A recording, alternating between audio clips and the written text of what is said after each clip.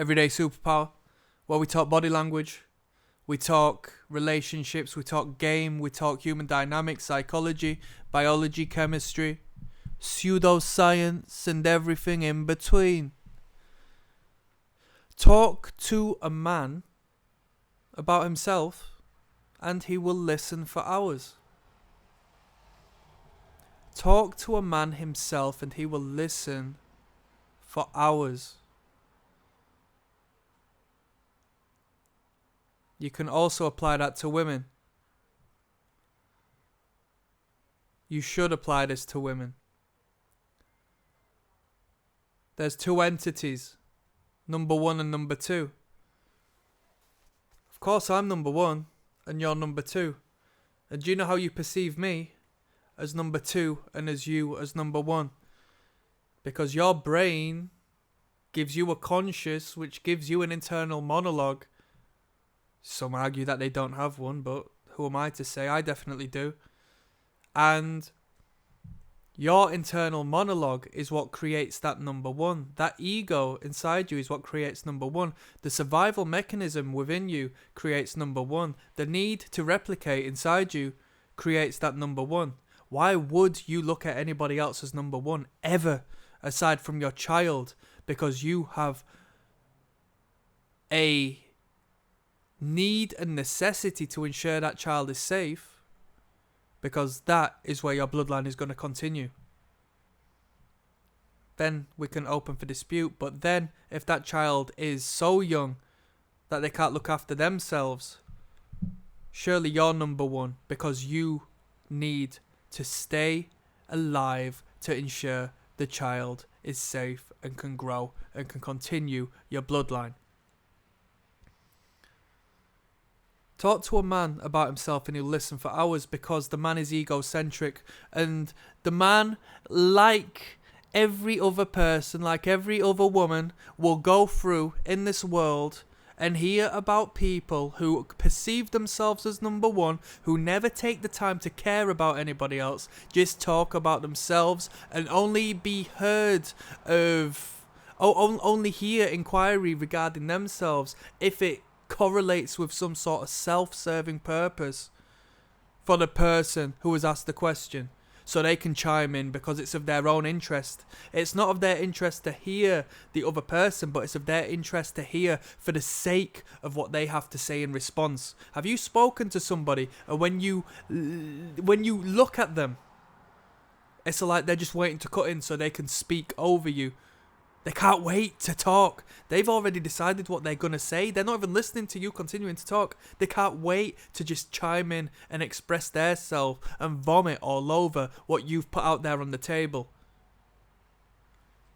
Welcome to communication basics. That's the way it is. So when you go against the norm, when you go against the flow, and you think, you know what, I am going to listen to you. You know what, I am going to pay attention. First and foremost, without you even asking, you have now become an incredible communicator. You have now become incredibly interesting to those people in your general society. And isn't it back to front how when you close your mouth and listen to them talk, you now become more interesting than the person who wanted to express all of the interesting facets about them. Because you become so unique in the fact that you are actually going to listen. And the fact that you aren't in communication purely to put your bit forward. And that you are actually in some degree of care to the people you are talking to. And this isn't false and put on. It's not a facade. It's the reality.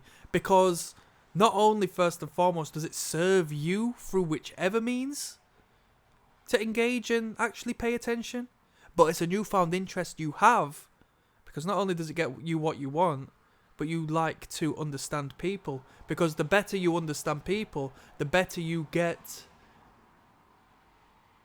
at cultivating results through whichever means, because we have to engage one way or another, right? The woman goes on a date with the man and the man just talks about himself. Who cares? The woman goes and goes on a coffee date, dinner date, speaks to a friend, and her friend just talks about herself. Who cares? Nobody listens to me. Nobody hears about me. And then when you go on a date with that woman, and you actually care, and when you do talk, you ask questions you are genuinely interested in finding out, to open that Pandora's box that exists within that woman, you find an understanding and a connection, and align yourself on a frequency that nobody ever has done with her. She'll say, I've only known you for a couple of months, but I know you like, it's like we've been friends for years.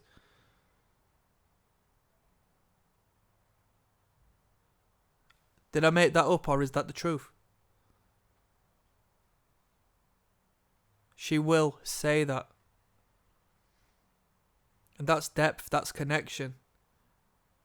And I understand you might not necessarily want to hear anything in regards to friendship, but if you want to make a connection as somebody who isn't strange and distant, and I know we speak on distance having a parallel with attraction as opposed to familiarity, but in this particular case, take a moment to think, wait a minute,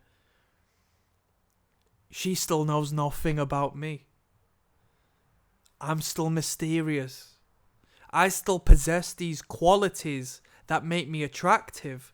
Only I'm emphasizing tenfold on that because I know so much about her and can garner my attention to the right spaces and find brilliant connective conversation with what makes sense to me.